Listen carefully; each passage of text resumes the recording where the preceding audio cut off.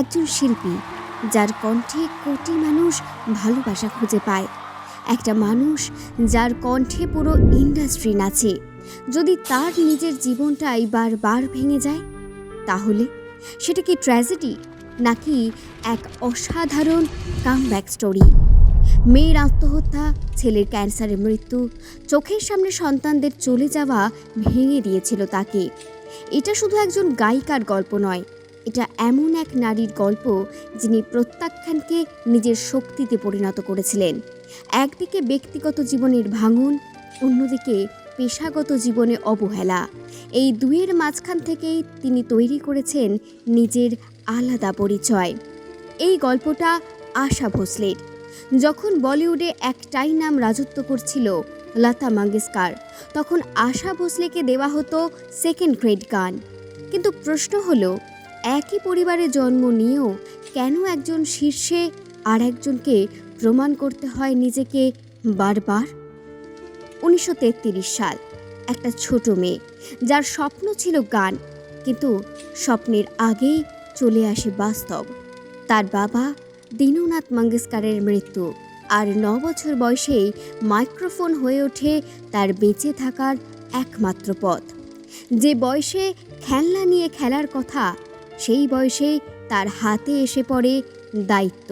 16 বছর বয়সে ভালোবাসার জন্য বাড়ি ছেড়ে বিয়ে করেন গণপতরাও ভোসলেকে, কিন্তু সেই ভালোবাসাই হয়ে ওঠে ট্র্যাজেডি। অবহেলা, মানসিক কষ্ট, শেষমেশ 2 সন্তানকে নিয়ে ফিরে আসা। এটা শুধু একটা ব্যর্থ বিয়ে নয়, এটা ছিল তার জীবনের প্রথম বড় কোল্যাপস। শুরু করলেন লড়াই নিজের পরিচয়ের জন্য। তাই ফিরে এসে কাজ খুঁজলেও মিউজিক ইন্ডাস্ট্রি তাকে সিরিয়াসলি নিলেন না। তাকে দেওয়া হতো কম বাজেটের গান, ক্যাবারে বা সাইড সংস, যেখানে মূল নায়িকার জন্য গান করতেন অন্যরা।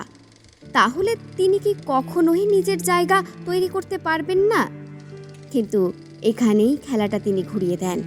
যা পেয়েছিলেন সেটাকেই নিজের অস্ত্র বানালেন।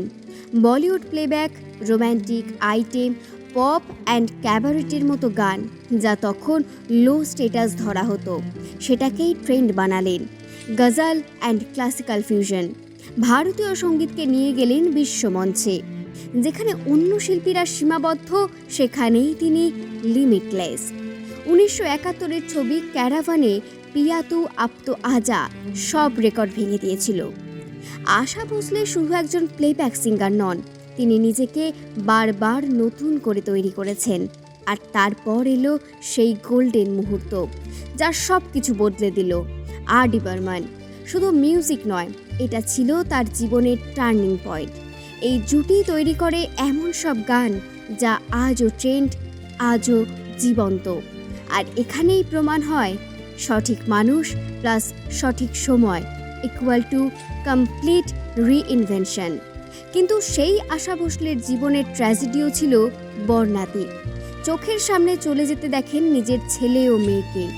2015 সালে প্রয়াত হন আশা ভোসলের ছেলে হেমন্ত ভোসলে। স্কটল্যান্ডে 66 বছর বয়সে তার মৃত্যু হয়। দীর্ঘদিন ধরে ক্যান্সারের সঙ্গে লড়াই করছিলেন তিনি। 2012-তে 56 বছর বয়সে আত্মঘাতী হয়েছিলেন আশা ভোসলের একমাত্র মেয়ে বর্ষা ভোসলে। ভাইয়ের নামে লাইসেন্সপ্রাপ্ত রিভলভার থেকে গুলি চালিয়ে আত্মহত্যা করেন বর্ষা। তবে ঠিক কী কারণে তিনি এই চরম পদক্ষেপ নিয়েছিলেন তা এখনও জানা যায়নি। একের পর এক পারিবারিক শোক সামলেও আশা আমৃত্যু গানকে আঁকড়ে ধরে বেঁচেছিলেন।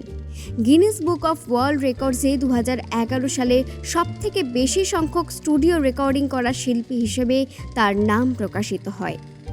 একটা ভাঙা মেয়ে যে বারবার প্রত্যাখ্যাত হয়েছে, বারবার ভেঙেছে, সেই মেয়েই হয়ে উঠল এক লেজেন্ড।